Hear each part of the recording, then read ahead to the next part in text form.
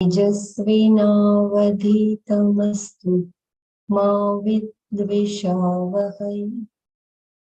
Om Shanti Shanti Shanti.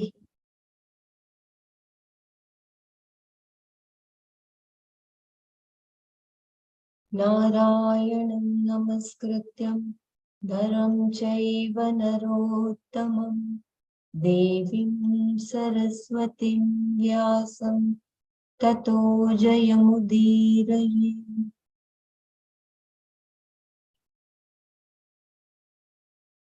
Hari Om, Jai Gurudev.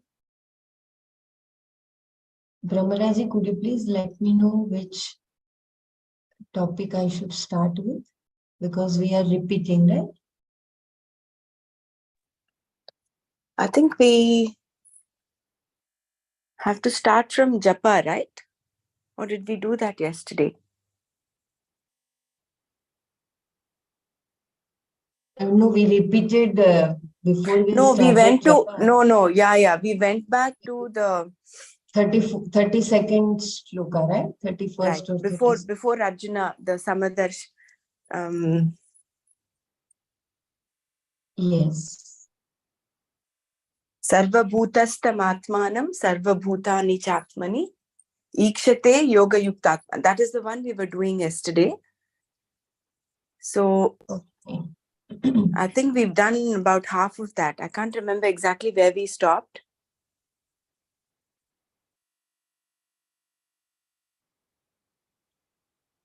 So it was practice of japa, no, before that, right?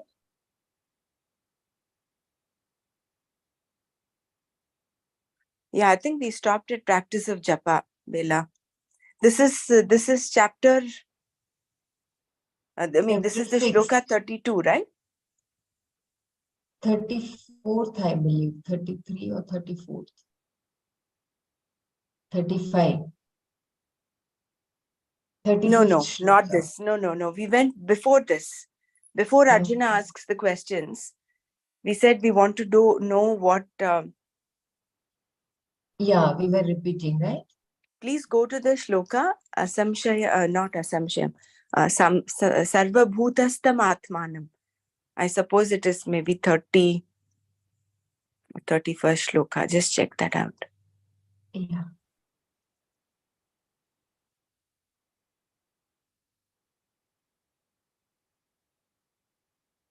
Ah, 31st shloka it is. You can see the screen, right, Ramaraji? Yes. Not this, So the shloka before this.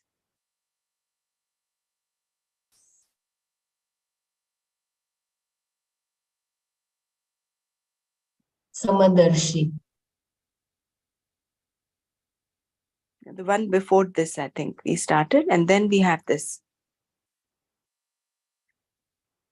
So I should start with between Atma and the world, there is no basis, basis relationship. I think that is where we started. We stopped at that. So yeah, I should we need to take the next verse. Only? Yes. You can read that, and then we'll go to the next verse. Okay.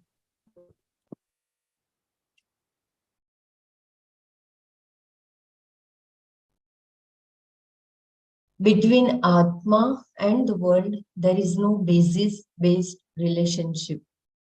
Thus, we see that this basis-based relationship generally implies two different things. Here too, the Jagat, the world, all the beings, Sarva Bhutani are based upon Atma. And this is called Sarva Bhutastha Atma, the Atma that is the Adhisthana for all beings. Even so, this is not a basis-based relationship.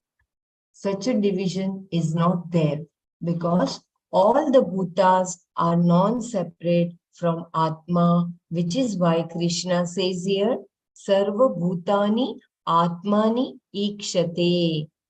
The person, the Sarvatra Samadarshi, the one who sees the Sama, Atma in everything, recognizes all beings as non-separate from the Paramatma, just as he or she sees the clay in the pots and the gold in the chains. Seeing all beings, time, space, everything in Atma is called Atyanta Pralaya, a dissolution of the difference between objects and their cause. Atyanta Pralaya is not the dissolution of the world, it is the dissolution of the difference between the world and its Karana, a difference born out of pure Ajnana, ignorance. This difference, division, is resolved in the vision that whatever that is here is non-separate from Atma, that is Brahman. So once that vision, Samadarshi vision comes, it is called Atyanta Pralaya, which is not dissolution of the Jagat, but dissolution of the difference between the Jagat and its Karana, a difference which is born out of pure Ajnana. We will go to the next verse. Yo mam pashyati sarvatra sarvam cha mayi pashyati tasyaham na pranashyami sa cha me na pranashyati. Yah, the one who, mam, me, sarvatra, everywhere in all beings, pashyati, sees, mayi, in me, cha, and sarvam, everything, all beings, pashyati, sees, tasya, for him or her, aham, I, na pranashyami, not, I am not removed, saha, he or she, cha, and me, from me, na pranashyati, is not removed. Yah mam sarvatra pashyati, mai cha sarvam pashyati, tasya aham na pranashyami, sah cha me na pranashyati. The one who sees me in all beings and sees all beings in me, for him or her, I am not remote, and he or she is not remote from me. The vision of Atma given in the previous verse is restated using a different language in the first line of this verse.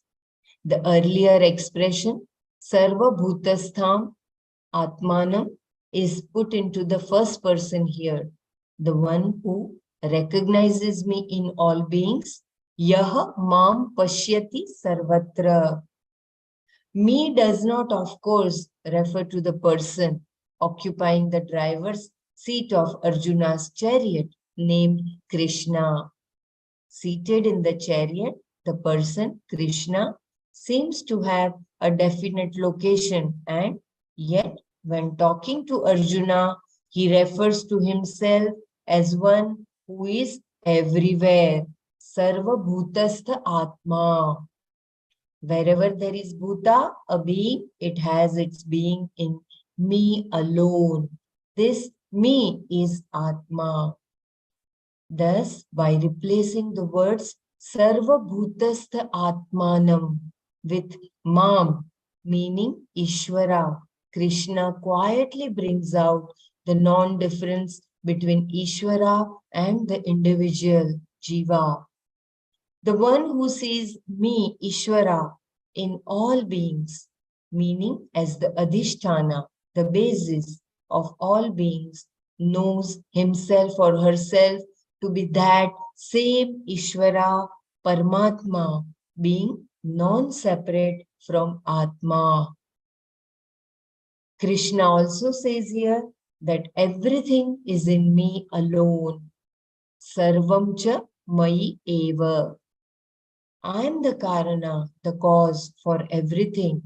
I am the Adhisthana for everything, the basis for everything. Thus, the person being discussed here recognizes himself or herself in all beings and all beings in the self alone. The only difference between this verse and the previous verse then is that the word Atma has been replaced by the first person Mam, me, between the me in the present verse and Atma in the previous verse, there is no difference whatsoever. One who sees Atma in everything and everything in Atma recognizes Ishvara, me in everything and everything in me. I am the one who is the basis of all beings, and in me all the beings have their being, their existence. So Bhagavan has so beautifully says that he is the Adhisthana in all beings.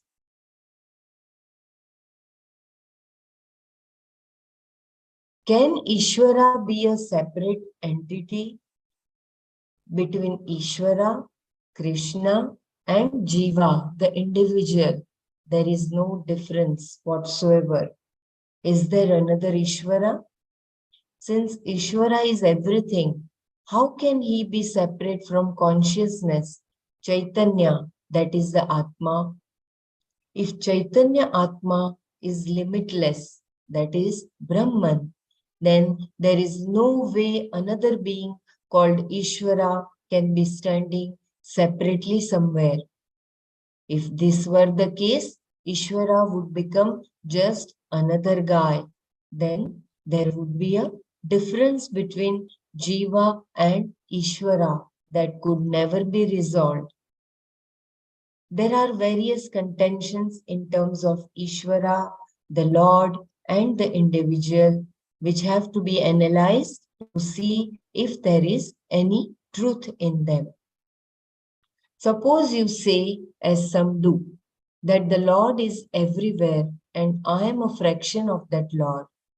Does this mean that all these fractions together make the Lord?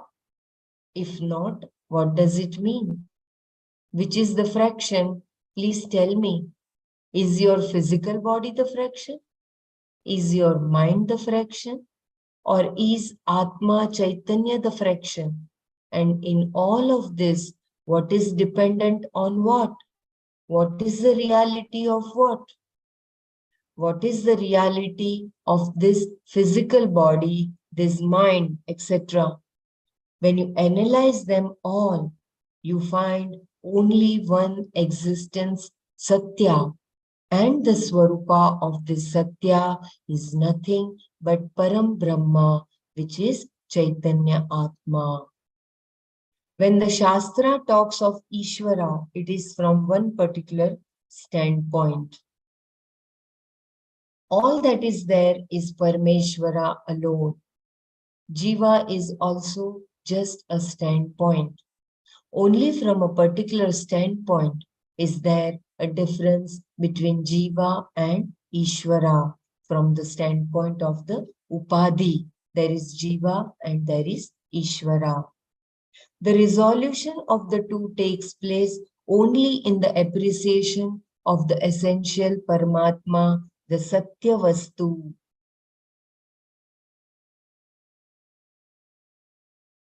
So there is no difference between Jiva and Ishvara. Once you appreciate this Swarupa, you can see that Sarvam Brahmamaya Re. Therefore, when the Lord says, I am the Lord, Aham Ishvara, and the Jiva says, I am an individual, Aham Jiva, the Aham is common, and the difference is Mithya, meaning that it is entirely dependent upon Satya. The problem is the difference because being dependent upon Satya, Mithya is not another thing. The whole Jagat is Mithya, depending upon the Satya Vastu for its existence. And the Satya Vastu is what is referred to by everyone as I, Aham. Therefore, anyone who says I, including a mosquito, is Param Brahma alone. You are not I and Param Brahma. You are only Param Brahma. So beautiful. So there is no duality. There is only one existence which is self-evident, and that is Ishvara. Even the person who does not know is Param Brahma. The statement Tat Tvam Asi means you are Param Brahma right now. It is not something that you become later. Shruti does not say, ye shall become. It says that thou art Tat Tvam Asi. This sentence is possible only when the self is already Brahman, which is the vision unfolded in the previous verse and restated in the first line of the present verse, the one who sees me in all beings and all beings in me. Yah mam pashyati sarvatra sarvam cha mai pashyati. So this is the essence of the verse which we just read. This person is one who has the vision of the oneness of Atma, seeing Atma in all beings, and all beings in Atma is the vision. The result of the vision. And what is the result of this vision? Here Krishna uses the first person. Here, the first person indicates that Krishna is talking as Ishvara. He says, for the person having this vision, I will not become remote. Tasya aham na pranashyami, meaning that I will no longer be something known only indirectly to the person. Why? Because Ishvara is Atma. I do not become an indirect object of worship that is sitting somewhere. I do not become someone who is away from the person because Ishvara is oneself, Atma. And not only that, the person also does not go away from me. Sa cha mena pranashyati. I do not become remote for the person, and the person does not go away from me. This fact was already there, but previously the person did not know it, and now he or she knows. This is not something that just happened because of some interference on the part of the Lord. It was true before and it is true now. All that has happened is that the person did not know it before and now he or she knows. The person now sees himself or herself in all beings and all beings in the self. A person of this vision never goes away from me, meaning there is no distance between me and the person. Neither the person goes away from me, nor I go away from the person. I do not become remote for the person, and he or she does not become remote for me. This means that previously there was a certain remoteness, and Ishvara, Paramatma, was something that was sought after. Ishvara was someone whose grace was invoked, etc. Now all the prayers and rituals have paid off. The payoff is the vision that between Jiva and Ishvara there is no difference. The difference is all resolved. This is what is meant here by the statement Tasya aham na pranashyami. I do not become something that is away for this person, nor is the person away from me. The Lord is usually presented as though He is behind a veil, and that he can see us, but we cannot see him. Therefore, the Lord is someone who always seems to be looking into your private affairs. But here in this verse, Krishna is saying that the Lord has no veil or cover that prevents you from seeing him. Ignorance is the only veil there is, and that covering has already been removed. Therefore, there is no obstacle. There is only one vision, the vision of the Para Atma, the whole. Everything resolves into this one Atma alone.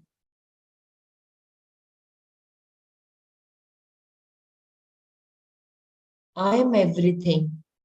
Elsewhere, Shankara says, in half a verse, I shall explain what has been said before by millions of words and text. Ardhashlokena pravakshami yaduktam grantha kotibhihi. And having already used one half of a verse to say this much, he completes the verse by saying, Brahman is Satya and the whole world, Jagat, is Mithya. Brahma Satyam, Jagan Mithya. And Jiva is non-separate from Brahman. Jivaha Brahmaiva na aparaha. This means that the body, mind, and senses are also mithya. And the jiva, that is other than the physical body, mind, and senses, that is Atma, is Brahman. This means that I am everything. Idam sarvam aham asmi.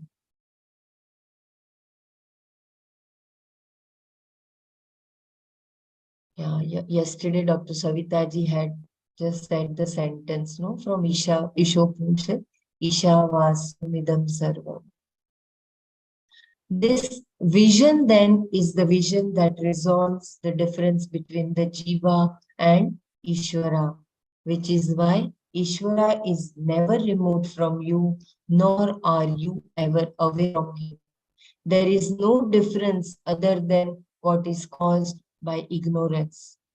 Ignorance being removed, all that is there is one flame of consciousness in which everything exists, everything that is inquired into, everything that is not inquired into, the known and the unknown, all exist in Atma alone.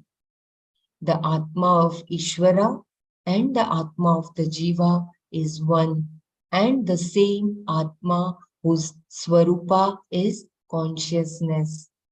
This consciousness, this Atma alone is self-existent, the whole, which is Ishvara, which is the Jiva. So beautiful.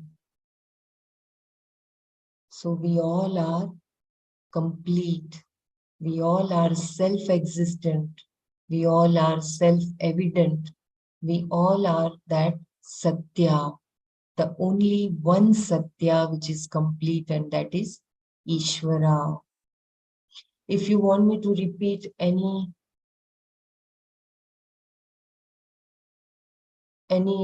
paragraph, please let me know.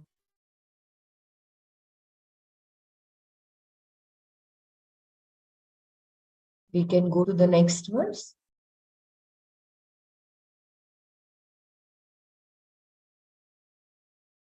Further, Krishna continues, Sarvabhutitam yam bhatyekatva sthitah sarvatha vartamanopi sayogi mai vartate.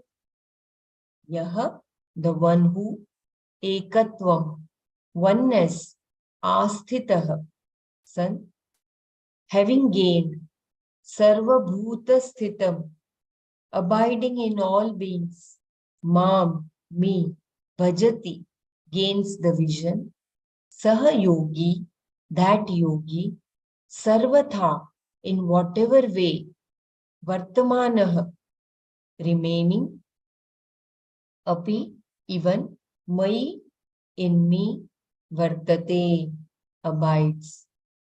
Yah ekatvam आस्थितः सर्वभूतस्थितं मां भजति सह योगी सर्वथा वर्तमानः अपि मयि वर्तते.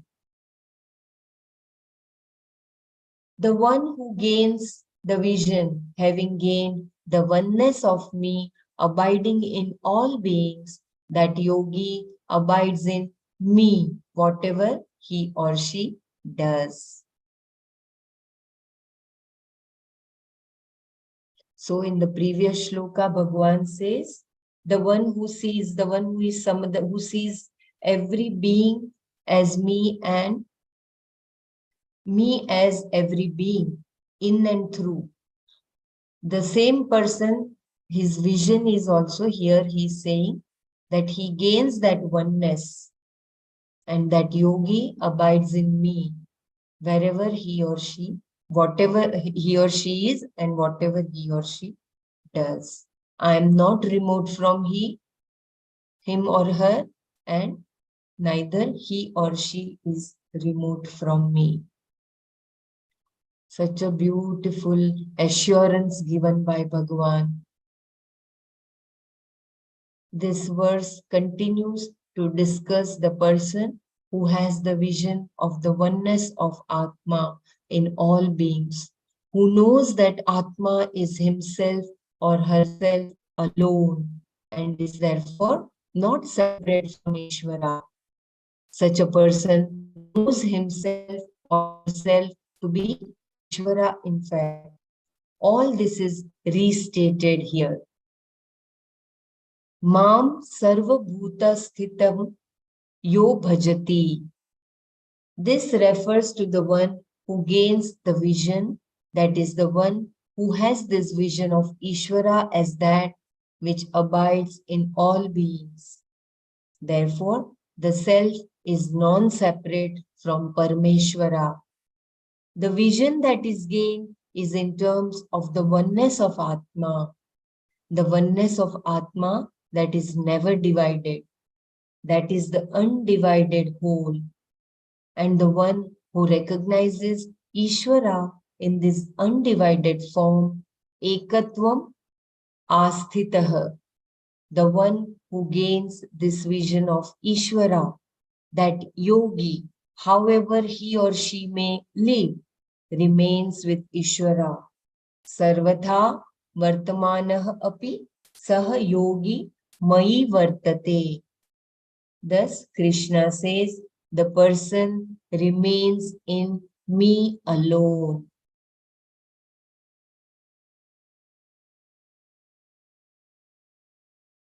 This verse answers the question of whether, having gained the vision, it can ever be lost. I repeat the sentence. This verse answers the question of whether, having gained the vision, it can ever be lost. I am often asked, Swamiji, suppose a person gains this vision. Is it not possible that living in the day-to-day world of duality, the person can lose the Atma? No, Krishna says here.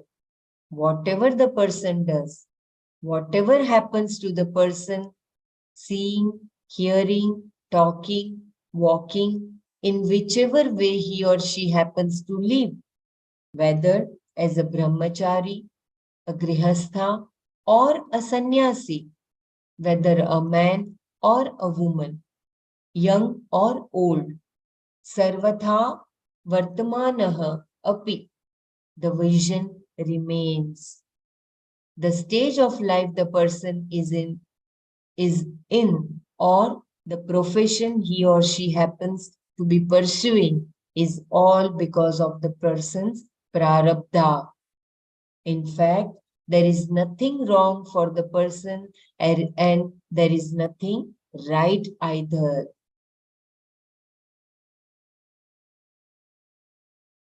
For the person who has the vision, Shastra is no longer applicable. Whatever the Shastra says with reference to dharma and adharma no longer applies to the person who is above dharma and adharma. This must be clearly understood. The person is free and therefore called Mukta, Nitya Mukta, the one who is always free. This free person never goes away from me. Never again do I become remote for the person because one can never be away from oneself. Even now, I am not away from the truth of myself. Sat Chit Ananda Atma. Only ignorance can keep me away, and for the person being discussed here, ignorance is gone. Therefore, wherever the person is, whatever he or she is doing, sarvatha vartamanah api, the person remains in me, oneself alone, mayi vartate. There is no moving away from me for the person who is a Jivan Mukta, that is living the person, the person is liberated. This liberation, moksha, is the phala, the result of this vision, this knowledge of Atma.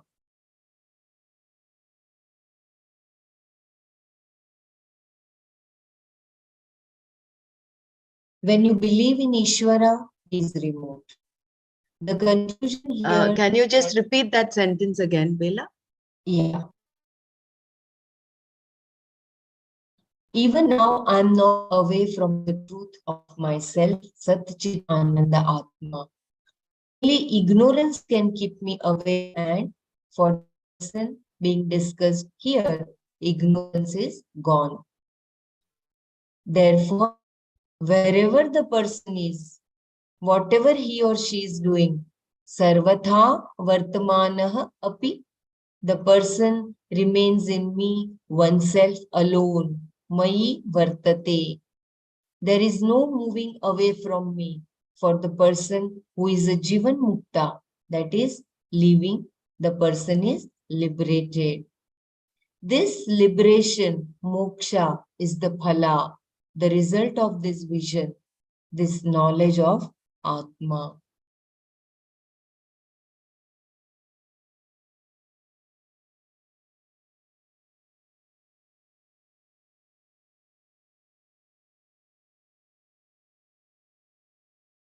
So what Swamiji and what Krishna is giving to us as a tangible tool to understand what that state of moksha is to be in the state of sarvatra samadarshana.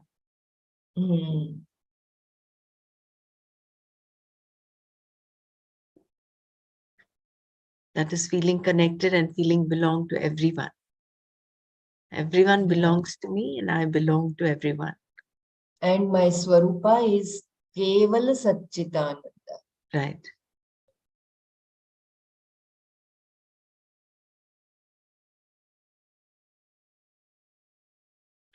I was just, it just occurred to me how, for an enlightened master, how silly all our little problems that we have with each other, with relationships, with events, situations must seem. How frivolous it must seem to them, no? Yeah, I still cannot. Everything is happening in the Atma. It is just one.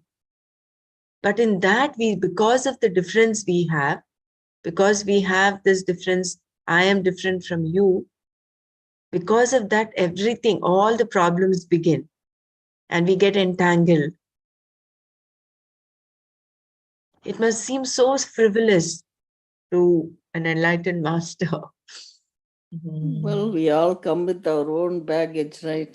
Mm. And then deal with that. And they listen so compassionately when we talk to them. But this particular verse says that yes, you attain the vision. So you reside in me, I reside in you. Like that, the it's the Ishvara says. That's what I understood in this one. It is. That is the import of this. I was Sarvatra just extrapolating a bit and Yeah. was wondering how, for Mm. an enlightened master, when we go Mm. to him with all our little petty problems, I have this, I have that, and They the just be in silence. They won't pain say we anything. go through, they only have compassion because we are in Yeah. ignorance still, no? They have Mm. they have this knowledge and they are in that state of enlightenment, the moksha state. They're for them, they don't see any difference.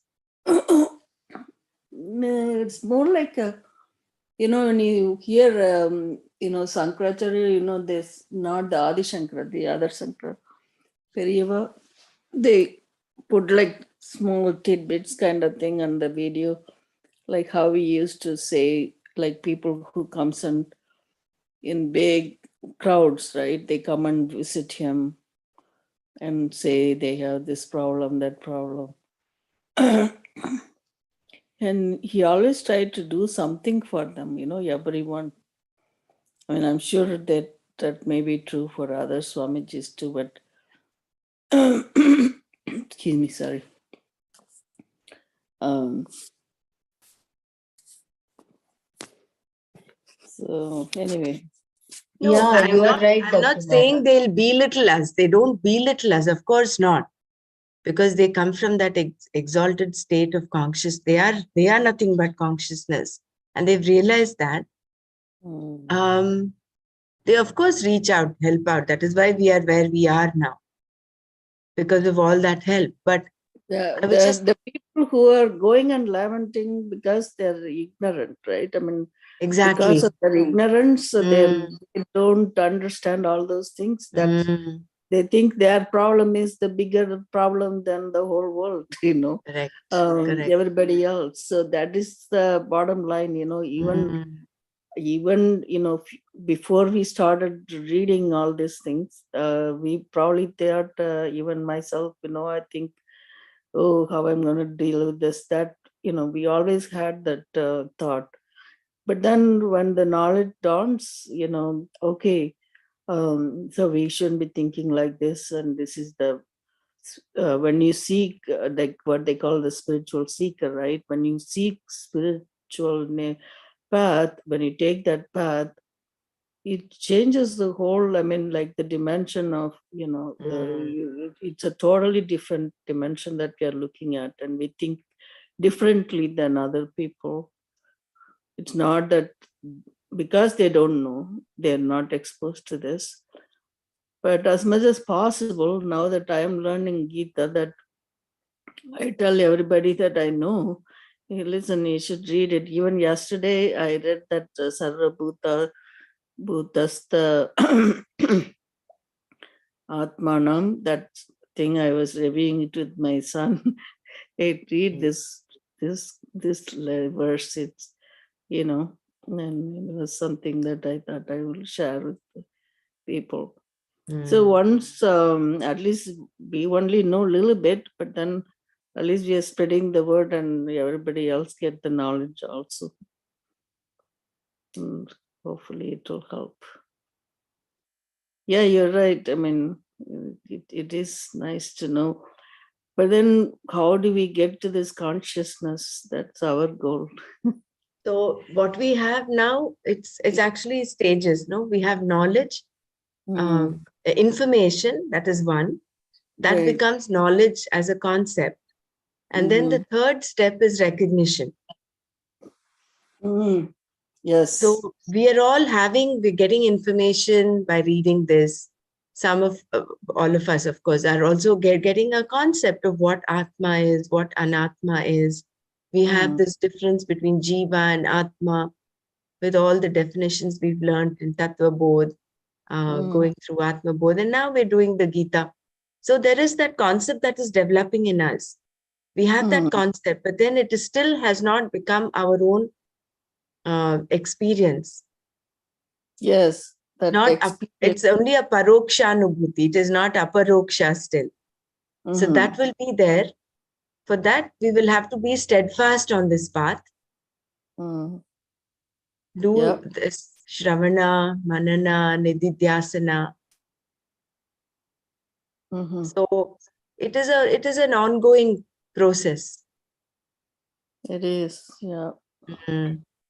So what China, the Swami Suryapadaji, who used to teach us Bhagavad Gita and Swadhyaya lessons, he would say the penultimate step before moksha is Sarvatma Bhava. So you come to this Sarva Samadarshana state, Sarvatma Bhava, where you see everybody as part of, as you, and you, everyone is in you and you are in everyone. That state, if you received Sarvatma Bhava, then that recognition is this one little step away from. So this is the step that we have to aspire for. If we can treat everybody out there as your own child. Normally we have this division, my child, my family, them. So that difference, if we can dissolve and increase your area of belongingness and feel connected with the entire universe, then you'll be in that state of Sarvatma Bhava or Sarva Samadarshana. That's right. So that would be our roadmap, so to say.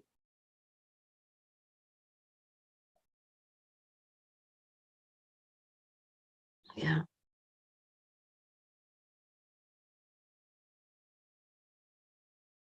That's so beautiful. My internet is not stable. That message is coming again and again, Brahmaraji. Kindly let me know It if has been good, Bela. You will see. In case it is shaky, I'll take over.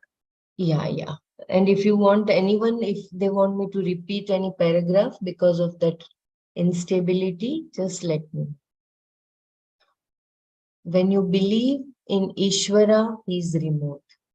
The conclusion here then is that Ishvara is not something remote from me. Sorry.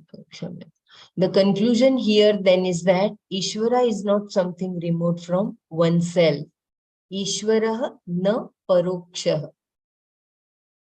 Paroksha is what is inferred, believed, or presumed.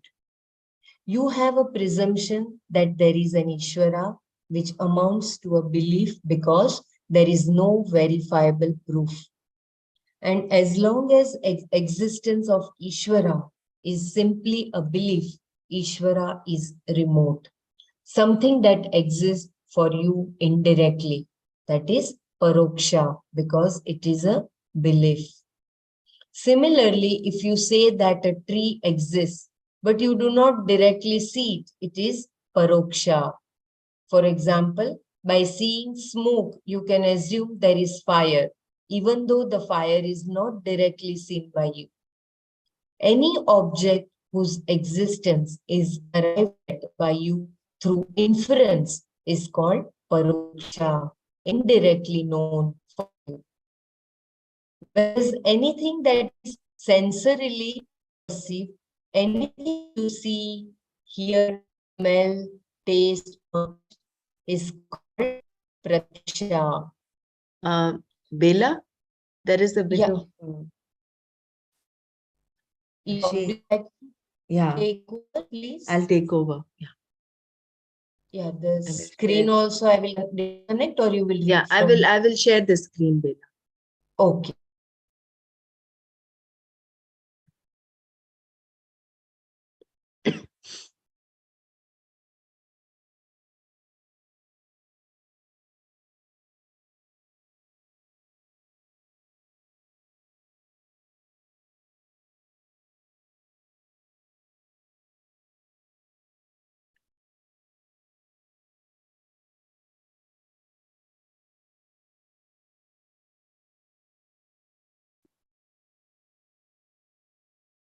So when you believe in Ishvara,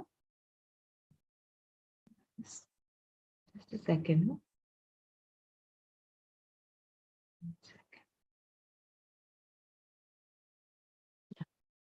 When you believe in Ishvara, he is remote. The conclusion here then is that Ishvara is not something remote from oneself. Ishvara na parokshaha. Paroksha is what is inferred, believed, or presumed. You have a presumption that there is an Ishvara, which amounts to a belief because there is no verifiable proof. And as long as existence of Ishvara is simply a belief, Ishvara is remote, something that exists for you indirectly. That is paroksha, because it is a belief. Similarly, if you say that a tree exists, but you do not directly see it, it is paroksha. For example, by seeing smoke, you can assume there is fire, even though the fire is not directly seen by you. Any object whose existence is arrived at by you through inference is called paroksha, indirectly known for you. Whereas anything that is sensorily perceived, anything you see, hear, smell, taste, or touch is called pratyaksha. When I hold up a piece of crystal, knowing it is crystal, it is pratyaksha for me. But for you, it will be paroksha if you do not know whether it is crystal or glass. You can infer it as crystal until you feel the weight of it, and then you will know. The point to be understood here is what is directly perceived is called pratyaksha, and what is indirectly arrived at is called paroksha. Ishvara cannot be pratyaksha. If Ishvara could be directly perceived, it would mean that he is other than yourself, anatma. Ishvara cannot be anatma because he can never be an object for you. Anatma is entirely dependent upon Chaitanya, Atma. If Ishvara were to become Anatma, he would be Mithya, and you, being Atma, would become Satya. Because Ishvara cannot be Anatma, he can never become Pratyaksha, an object of your perception. Nor can he be inferred, inference being based on perception. Still, you believe that Ishvara exists, which means Ishvara is Paroksha. The person who believes that Ishvara exists is called an Astika, one who believes. And for the Astika, there is a Pramana, a Shastra, through which he or she comes to understand, comes to believe that Ishvara exists. And because you believe, you give validity to the means of knowledge, the Shastra, even though what is said is not verifiable. Because some supporting logic is available, you accept that Ishvara exists. And this belief, this acceptance is Paroksha Jnana, indirect knowledge. I got the thing that comes up. I mean, we only read it, we didn't see Ishvara directly. So when they say you are not, it's not pratyaksha, I mean, you're not directly perceiving it. Does that mean, like, we always read all these Swamijis, they saw the Swami in front of them and they blessed them with this, they gave this boon and whatnot, right? I mean, how does that mean? I mean, we are not, you are sensing through your eyes, that in that kind of sense. So I'm wondering, is it really something believable? It sounds like it when you read all these other stories, the epics and all that is only part of Puranas, isn't it, Dr. Mara, where there is a God that appears in front after a lot of penance. But what Vedanta says is that thou art, Tattvamasi. Vedanta does not differentiate Atma from Jiva. It says you are that. So that nothing in Veda or Vedanta is So, nothing says that. yeah, in Mm. Vedanta, you don't say when you meditate, you will get Ishvara in front of you. Krishna Right, or Bhagwan will appear in front of you. it They don't doesn't. say that, no? That Yeah. is all in the Puranas. All the Puranas, they're like stories. I mean, they are like Even that was written by Veda Vyasa, right? I mean, also, even but it was yeah. given for a different genre of people, for the common man, for him to get connected to the higher. Yeah. Mm. So that's really something, right? I mean, we always think, oh, God came in front of them. I mean, the people even say it came in dream and told you this and told you that. I don't know. I mean, it's just one of those things. When Correct. it's pratyaksha and this, what do you call that? Paroksha. Okay. So Okay. God, Atma cannot be pratyaksha because if it is pratyaksha, it means that you're able to see him, which is what is all in the Puranas it is being described. They've described him as a pratyaksha daivam, someone who appears before you, which is actually false because it is Atma, Ishvara is not something separate. You cannot, it's like the crystal example. It is not like the crystal you can see in front of your eyes. It is you. Atma is you. Right. But then they call these demigods and the other gods under that Brahman, right? So Mm. are they supposed to do these things? Like this Arvar, like all these people, like, they're not like that for a long time ago, like that, they still, I mean, I'm just reading all this. I don't know. You read about this Nine Margal. There are like 62 of them or 63 of them, and then the same thing about the Arvargal. Arvar is that Vaishnava side, and then the Saiva side is the Nine Marg that they did all this, service, like they worship Shiva and do um, service to people, and every day they call it Sivanadiyar, Shiva's Sivanadiyar means what you can say. Anyway, I don't know, like how we say it. In Tamil, there are a lot of those kind of stories, where Shiva came and, he asked to, there is a poet he called Sundarar, there are four of them important persons. Manika Vashar and there was one guy, Tirunavkarashar and the Sundarar. Sundarar is very close to Shiva, and he always asks him to sing songs like about him, he enjoys that. So like, there are so lot of stories like that. So that's where I had, when he said Pratyaksha, oh, that means we cannot see Ishvara. So, but then the Ishvara that we see, like the religious part of the gods, like Vishnu, Shiva, or other gods, goddesses, are they not supposed to be like that?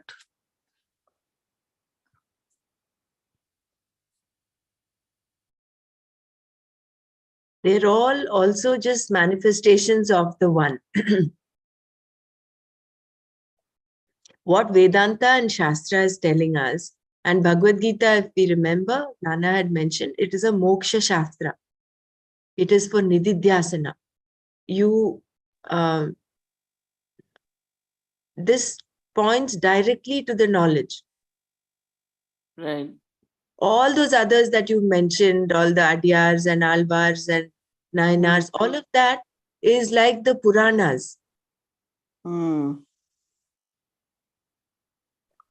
Puranas are, I think, a means to, as I understand it, are a means for letting the person yoke himself to Ishvara, away from the material world.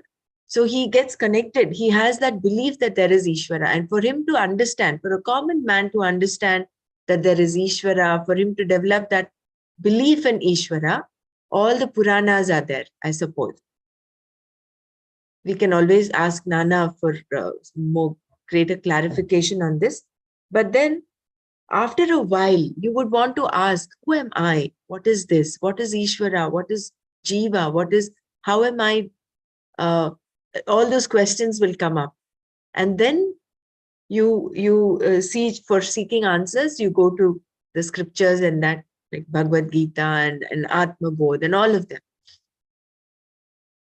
So I think as we're reading this, we should be, I think, not looking back.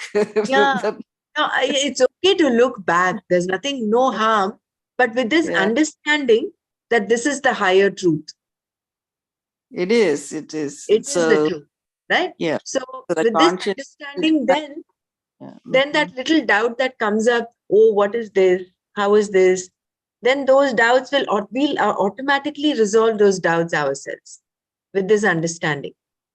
Isn't it? That is why it says knowledge purifies the intellect. It cleanses it of all the little doubts. What is an impure intellect? An impure intellect is one that does not have clarity, no? So as you are in this knowledge, there is more clarity that dawns. Yeah, sure. Yeah. So, because some supporting logic is available, you accept that Ishvara exists, and this belief, this acceptance is Paroksha Jnana, indirect knowledge. Self-knowledge is immediate knowledge, but the knowledge being discussed in this verse is not Paroksha Jnana. The one who has gained the knowledge of Atma is the one who has gained the knowledge of oneself. Such a person concludes, I am everything. There is nothing separate from me.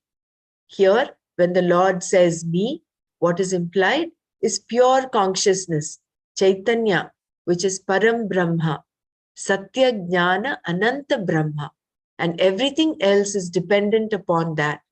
And this Satya Jnana Ananta Brahma is Atma oneself. Because there is no difference between Ishvara, Brahman, and myself, I never become Paroksha to him. Nor does he become Paroksha to me. This is what we call Advaita, the non-difference, Abheda, between Ishvara and the Jiva. This identity between the Jiva and Ishvara, Jiva Ishvara Aikya, was pointed out in the previous verse also. Shankara also points out in his commentary of the previous verse that Atma never becomes Paroksha. Atma is always free, Nitya Mukta. There is no bondage for Atma because there is nothing other than oneself. Therefore, Krishna says, the person remains in me alone. Mai eva vartate. This means that once ignorance is no longer there, there is no question of the knowledge being lost.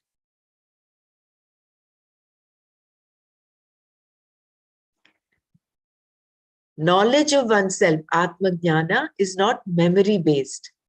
Only knowledge that is memory-based can be forgotten. Whatever you have, you can always lose. Memory is for me, Atma. Because memory is something I have, I can lose it. But here, what is known is myself alone. The self-ignorance I had before is gone in the wake of knowledge, wherein the self is equated with Brahman. Once gained, this knowledge is never lost. Unless Atma becomes Paroksha, there is no question of the wise person being away from me. And Atma can never become Paroksha because it is nitya aparoksha. It is always directly known by you. I'll read this again. Unless Atma becomes paroksha, there is no question of the wise person being away from me. And Atma can never become paroksha because it is nitya aparoksha.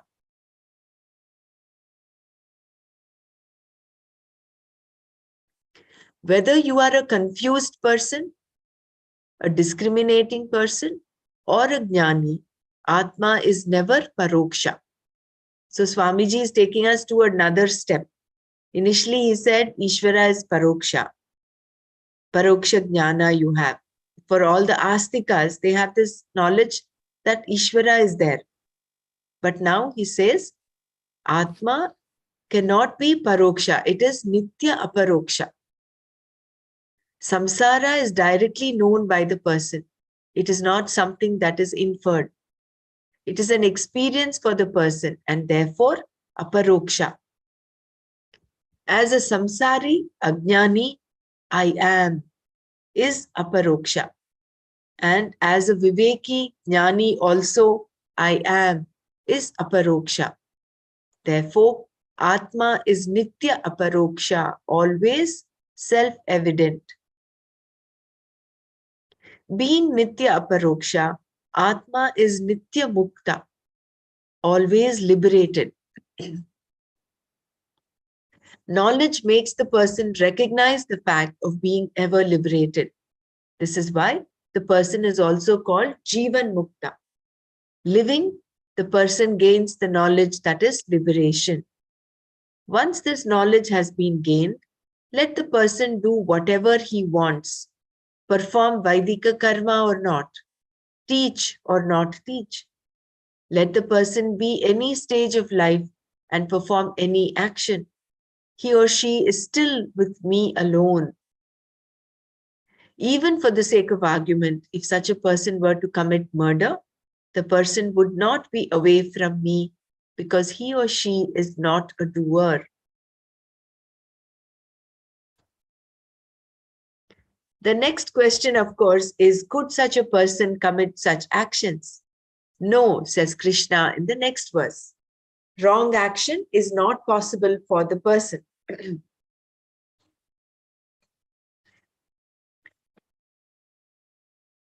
Does anyone want to go through any para one more time? Else, I think we will halt here. And like we said yesterday,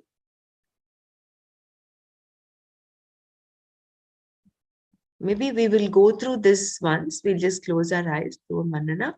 And Bela, if you are prepared with one shloka from chapter 6, maybe we can do that towards the end, the last 5 minutes or so, 5-10 minutes. Because let's be in this train of knowledge right now, in this, what we've understood. So let's close our eyes and then reflect upon what we learned today.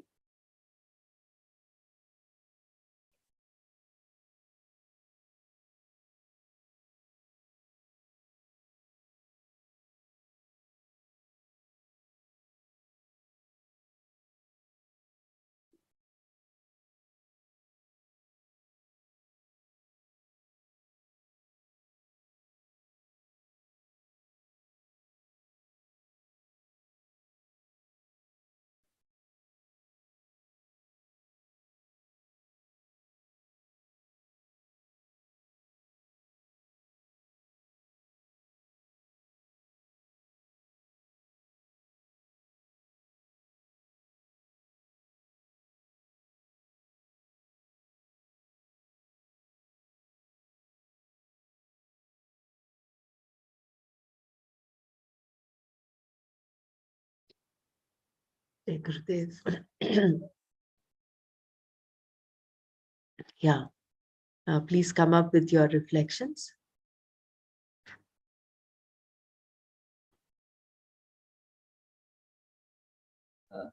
Yesterday, I was reminiscing over what we did, Atma, Paramatma, Jivatma and all. And I went back to our Pran Shakti, and I was just trying to correlate the universal cosmic energy and then Jivatma being connected to life force energy and all that. And then suddenly I was thinking about the dark matter that Guruji talks of. Purush, Prakriti, and then going beyond that to the dark matter. Like even the sun is a sphere because the dark matter is compressing it. I was a little confused. Right now, my mind is in a state of confusion, trying to understand that if Atma is everywhere and hardly anything is known of dark matter. So just trying to correlate everything with us, like Paramatma to Jivatma, through the universal energy to our life force energy in our body. I don't know, somehow I stand confused right now. I was just pondering over it yesterday and I'm still in a state of confusion. Yeah, it is so nice that you're sharing this with us. Mm, from what we understand, from what the Shastra says, the Pramana says, everything is included in the Atma, including this dark energy, dark matter, isn't it?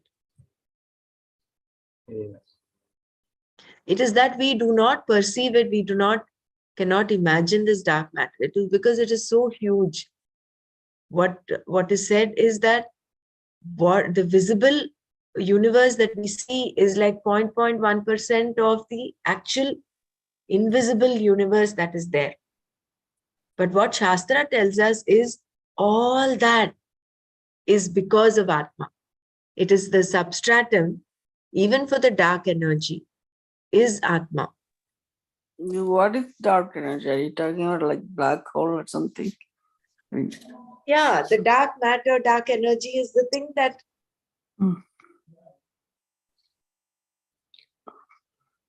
that is not the that's the invisible part of the universe that exists. Science says it exists, no? Possibly, I don't know whether it's the same as black holes and dark energy is the same. I don't know.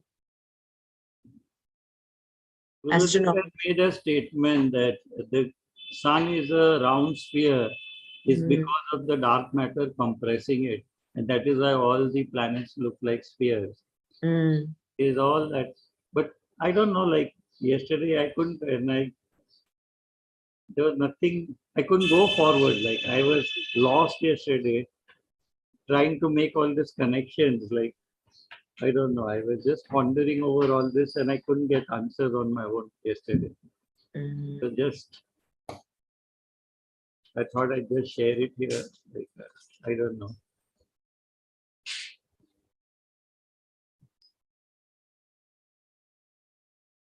All I see. Maybe if we look at what existence is, when we look at the Sat Vastu, the one, the isness that is there, when you have a pot, a clay pot, you remove the pot, clay is. Then you remove the clay, you further subdivide it, go on dividing it. Ultimately, what remains, that isness, that is the nature and attribute of Atma. So when we look at it that way, probably everything that has the isness, even the dark matter comes into that. It will. The Atma doesn't have any attributes. Any? No attributes, right? I mean, Atma has no, I mean, it doesn't have any attribute. Well, we can mention it as the nature of Atma or Nature the of Atma. nature of Atma. Okay. Okay. So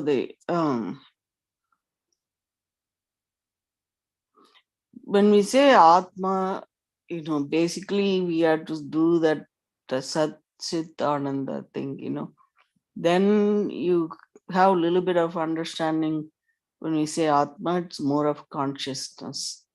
That consciousness is what we cannot put finger on where it is and how you locating it, and that's what we were reading it yesterday, and then we say that it's everywhere. It's everywhere means it's whether it's dark or white, whatever it is, it's there. Correct. It is because our problem is we look at everything with our senses, our mind, our intellect, and all this has a limitation. What we're talking of, the self-knowledge, is beyond the intellect, is beyond that logic. So you have to step aside that. Otherwise, everything we see, that is why very clearly Swamiji mentions here that Atma is not Pratyaksha. It is not Paroksha even. It is Nitya Aparoksha. It is there with you throughout. Whether you're sad, whether you're confused, whether you have clarity, that I am aspect is that Nitya Aparoksha. It is self-evident. It's just that the difference between a Jnani and an Ajnani, for a Jnani, he recognizes it. Whereas for us as Ajnanis, we still have this veil of ignorance. That is why we are not able to completely, we only have it as a concept.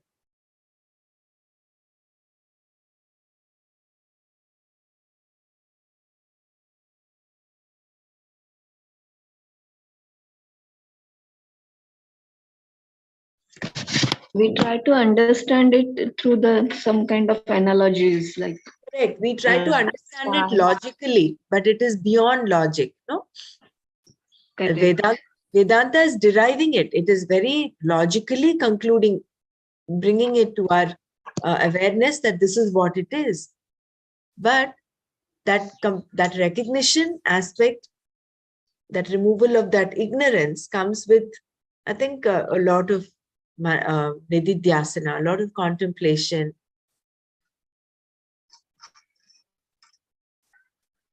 Nirantar. So the last paragraph, can we read it again? Unless Atma becomes Paroksha. Yeah.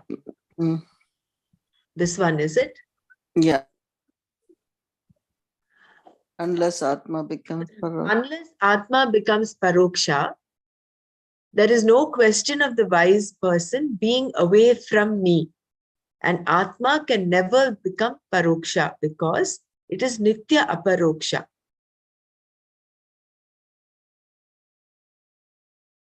This is a little, grammatically, it's a little difficult to understand because Swamiji's used unless Atma becomes Paroksha.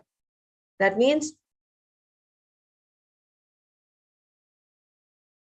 because he's used two negatives here. There is no question of the wise person being away from me. And Atma can never become Paroksha because it is Nitya Aparoksha. Well, I understood this Nitya Aparoksha, but if someone can explain that first sentence, the first part of the sentence.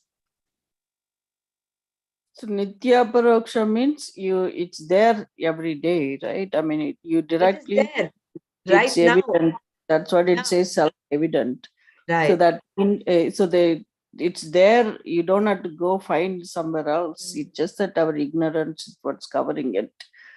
That's what we read, right, so far. So basically, Paroksha is the indirect way of inference type of thing. No question.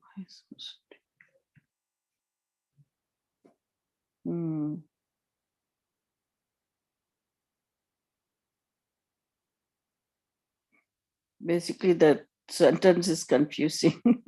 Basically, it's basically saying wise person cannot be away from you, away from Ishvara, because Atma can never become Paroksha. Okay, that means it's not an object again, like Atma is not like you infer from kind of like an object. That's Yeah. what that. So if we go back to that paroksha aspect, that is that. Inference, paroksha is what? Based on perception. Because Ishvara can, okay. Nor can he be inferred. Inference being based on perception. Still, you believe that Ishvara exists, which means Ishvara is paroksha. So that is what that qualifies you as an astika, because you believe that there is an Ishvara, you become an astika. And for every astika, there is this pramana, which is the Shastra, through which he or she comes to understand, comes to believe that Ishvara exists. And because you believe, you give validity to the means of knowledge, the Shastra, even though what is said is not verifiable. This is important. See, the little confusion that Persiji was in is this aspect that is bringing it up. That is, the Shastra is a means of knowledge for you. And because you believe in Ishvara, you also have a means of knowledge, and you believe this means of knowledge. Because some supporting logic is available, you accept that Ishvara exists. And this belief, this acceptance is paroksha jnana, indirect knowledge. So this is, I think, the beginning step for any sadhak to become a karma yogi. If you remember in chapter 3, this is what was mentioned. You cannot have a karma yogi who does not believe in the existence of Ishvara. Otherwise, he will only be a dharmic person. He will only be an ethical person. So what is the conversion from an unethical person to a karma yogi? Is that he believes in the existence of Ishvara, who is the karma phala data, karma phala, karma dhyaksha. Otherwise, how will you do everything as a yajna? Isn't it? So that is the first step. But Shankara is taking us to another level, saying, but the knowledge being discussed in this verse, particular verse, which is what? That samam sarveshu bhuteshu. Let me just read that verse once again. Sarva bhuta sthitam yomam bhajatyekam bhajatyekatvam sarvatha vartamanopi sayogi mayi vartate. This verse is talking specifically about the jnani, the one who gains the vision, having gained the oneness of me, abiding in all beings. That yogi abides in me, whatever he or she does. So that means this jnani that is being discussed in this verse has already got that. He is not in that paroksha jnana mode at all. He has aparoksha anubhuti. He's realized himself. He's recognized that he's nothing but Atma. So that is why Swamiji is bringing us back to this verse, this particular verse, and Shankara gives that explanation. Yeah. So that's a perception, so that's another we talked about, right? Like the Atma is not like something to be perceived, you just, when you gain the knowledge that that veil lifts up, so you get that. Yeah. So that's also another meaning to that sentence, I think. So self-knowledge is immediate knowledge. Yes, someone will say. Yeah, but to really get up to there, to remove the veil of the Maya, you need to have that whole thing as a tambura in the background. Then only the adhyasa of this Maya Jagat will have lesser and lesser impact. Otherwise, it was 100%. The impact was fully, we were into it. And now with the sadhana satsang seva, and then it has to become a continuous nididhyas and continuous in the background, that ultimate is, this is the truth. Then only it will really get established into us. Which is true. Otherwise, we will continue to form more karma if we deal with the material world in the usual manner that we used to deal with before. Unless you live a life of a karma yogi, free from raga dveshas, free from those getting affected by the results of your action. So when you take the results of your action as prasadas, Ishvara prasada, you are also letting loose the hold that events, situations, people have on you. You're freeing yourself, you're disentangling yourself from that. So that much less karma you are accruing. Otherwise, we go on living the way we were living before with the same attitude, then you are only accruing more and more karma. And this will only keep you in the cycle of samsara. So the way to start moving away from the samsara cycle is, number one, is to recognize that there is Ishvara. First of all, become a believer, astika. So then you can then have faith and believe in the words of the Shastra, the Pramana. So initially, although all of us have this paroksha jnana of Ishvara, that he's a belief, ultimately for a jnani, it is actually an aparoksha anubhuti. It becomes his, he recognizes it. But even for an ajnani like us, Atma is nitya aparoksha. I think this is the takeaway for today, maybe. Although it is paroksha, yes, but in the beginning, if we can stick to the understanding that Atma is nitya aparoksha.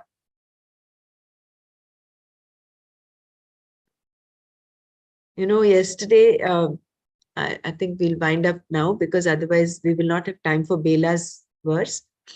We were listening to Gurudev's tidbit. It was a video, knowledge video that we were sharing in the online happiness program. In that, it was so beautiful. Guruji says,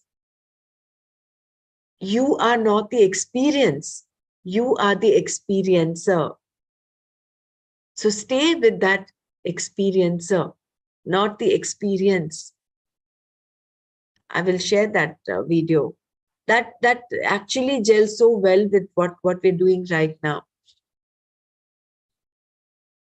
That I am Nitya Aparoksha, as he says, no, this being Nitya Aparoksha, Atma is Nitya Mukta. Once this knowledge has been gained, let the person do whatever he wants, perform Vaidika karma or not, teach or not teach. Let the person be in any stage of life, perform any action. He or she is still with me alone. Where was that? Which he says, I am.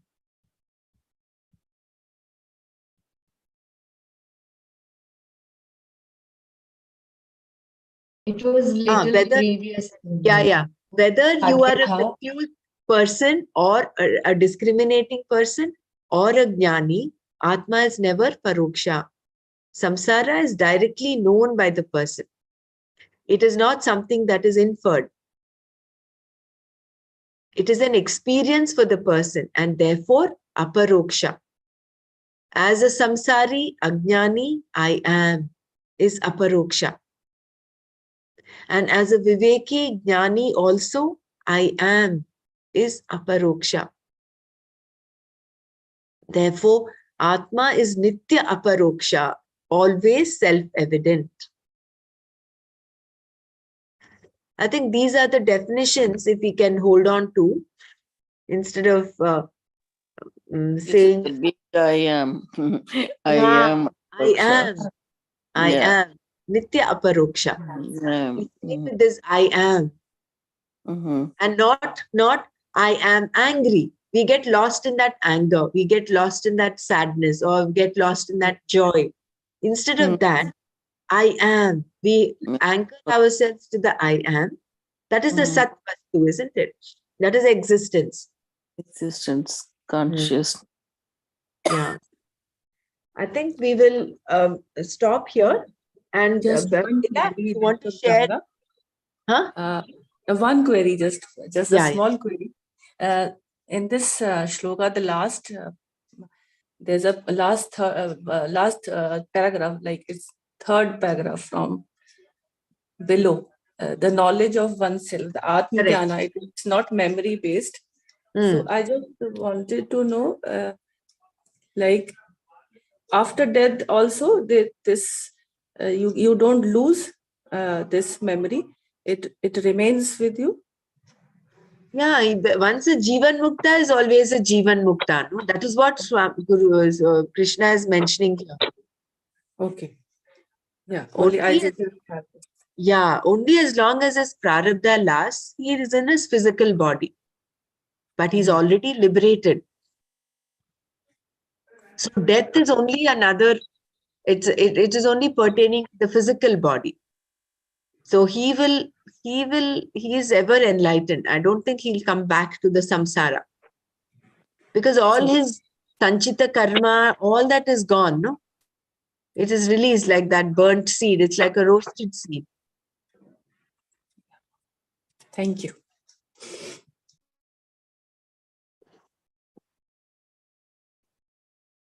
So, Bela, are you going to share? Yeah.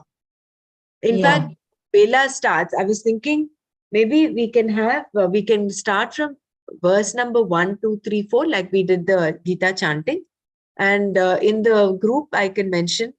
So each one can then actually take one, the first, second, third, fourth. So then we'll go in order. That's only a suggestion from my side. Yeah, Otherwise, I have done the same way. I have Okay, started great. with the first shloka only. That's good. So tomorrow, whoever is doing it will do the second. Yeah, very good. We can learn also, like side by side. Correct. If we can learn one shloka per day. Correct. That will be good. Excellent. So, Bela, you can start. Shri Bhagavanuvach Anashrita Karma Phalam Karyam Karma Karoti Yah Sa Sannyasi Cha Yogi Cha Na Niragnir Na Chakriyah. So in the previous chapter, Bhagwan had already talked a lot about Karma Yoga. And here in this particular chapter, he begins Dhyana Yoga, although he had already introduced Dhyana in the 5th chapter. But here he continues focusing mainly on Dhyana as a steadiness of mind, which is Chitta Naishalya. The mind, which is like Swamiji had beautifully described Antaranga Sadhana, Bahiranga Sadhana.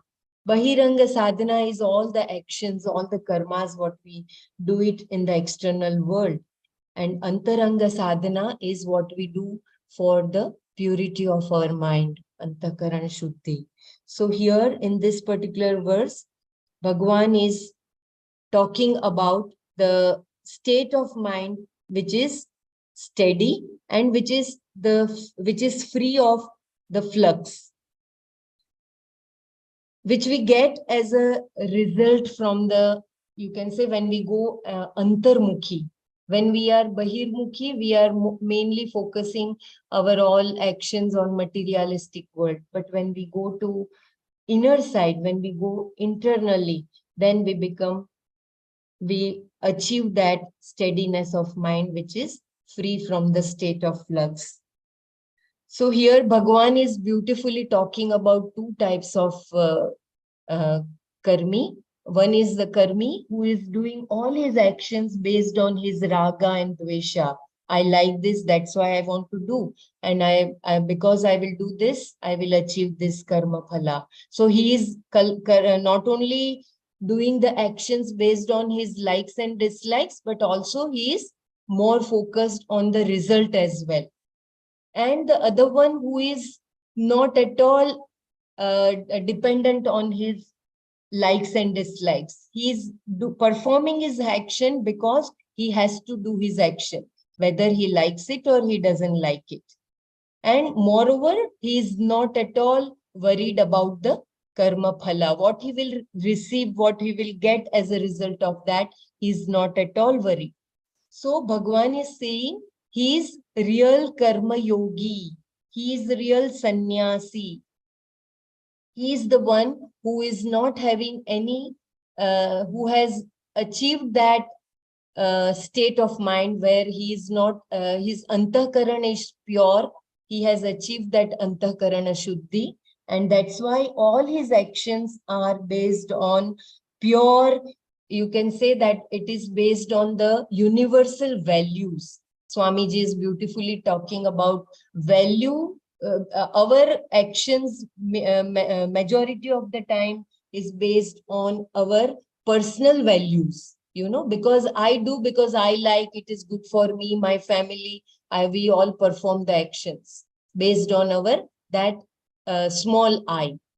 But here Bhagwan is saying the real yogi, the real karma yogi is the one who has the value for the value, that the priority for the universal values, which are, you can say that we are so much in the world of materialistic that we exaggerate all the money, power, and all the authority and all these things in our lives.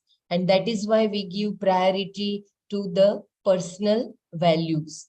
But here Bhagwan is saying that when you overcome this raga dvesha, when you overcome your own likes and dislikes, then you do all the actions which are of universal values.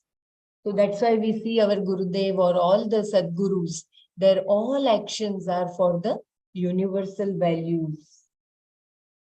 And they are actually, when we are doing that action which are in line with the universal values, then there will be no conflict.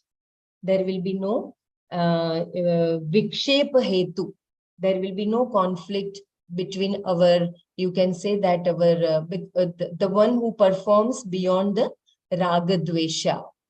So we overcome that conflict, which is through personal priorities when we do our action.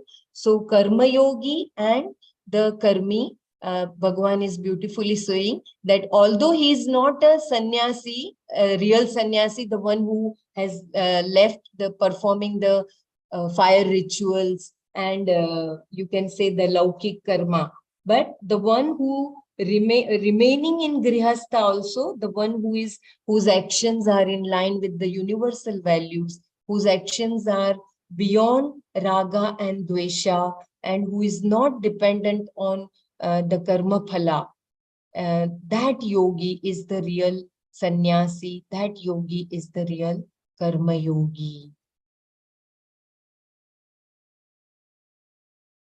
whose antakaran has become pure. He has achieved that antakaran naishalya by the antarmukhi sadhana.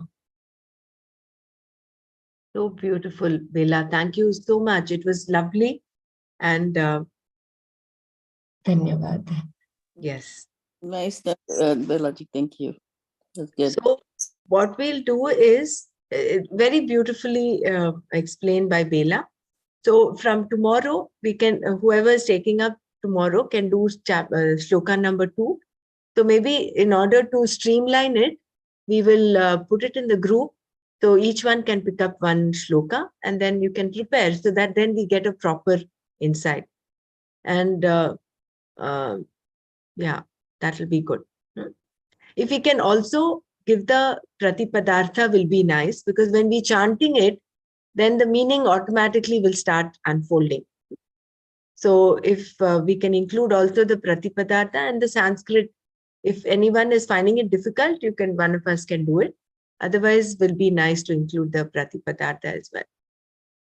Excellent, Bela. Thank you for being, being the torch bearer for this to start the whole thing. Very good. Nana, I was actually talking to Nana yesterday and he said, okay, where are you now? I said, we're still in the 6th chapter. He said, why are you still in the 6th chapter? I said, you said you were in the 22nd verse sometime last when you spoke. And then I said, no, we're actually going back and we're re-revising it. He said, very good. He was in full praise of this group. He says, you people are very sincere. And it is Kitaya's grace that everything is going on and you're able to meet up and discuss. And he says 6 chapters, very, very important because it is a yoga shastra. Yeah. Yeah. Thank So you. he said it was good that we are actually going back and understanding. It is not so much as to complete it. No, it is more about getting rooted and understanding it properly. So I'm glad we're doing what we're doing. Yeah, please convey our respects to him also. Yes, it's only because of his blessings we are able to understand this such a wonderful yoga shastra. It's only because of his blessings. We Yeah. are so much grateful. He attributes everything to Kitaya. He says it's only because of him and the power of the Bhagavad Gita that is actually getting this. That is the prime mover in here. We are all only nimitta matras. So let's just be grateful to Bhagavad Nimitta Gita. is so powerful, Brahmaraji, non-stop more than 1 year. Hats off to you. I'm totally grateful. All of us, Madhuri, we're all contributing to it. No, otherwise, if all of us were not there, so each of us is responsible. So we can all pat ourselves a little bit. Feel grateful for our commitment and steadfast nature, which is good. Hopefully by next year we'll reach some place and then we probably can get together and see in person somewhere. Right. With Patsi Bhaiya. With Patsi Bhaiya. Yeah, I think we have to do one like Kailash trip or something and we can go and that's what I was thinking. Yeah, Maybe that is my wish. Dr. Mara, thank you for No, I I also mean, wish to go like that yeah, with it a would be nice to, like-minded group. yeah, because I'm saying this, what, like a year or I don't know, when it be possible. Hopefully, everything is possible. So, I mean, at least, I do like to do that. Yeah. That's If a good idea. Nanaji can come along with maybe Kashi or Badri Kedar or maybe nearby, where we can all practical destinations. Right. Let's keep it on. So we'll wind up here today. Sure. Yes. No, I thought you're going to Kashi or something, Dr. Brahmraj. That had shelved up, Dr. Mara, because I did not get leave from my hospital. So because of that, we had to put it off, maybe sometime later this year. And although I told Manana to go, they said, no, we'll go together. So we're all planning to do it later. Okay, good. Om Loka Samasta Sukhino Bhavantu. Om Shanti Shanti Shanti. Om Tat Sat Shri Krishna Arpanamastu. Jai Gurudev. Dhanyavad.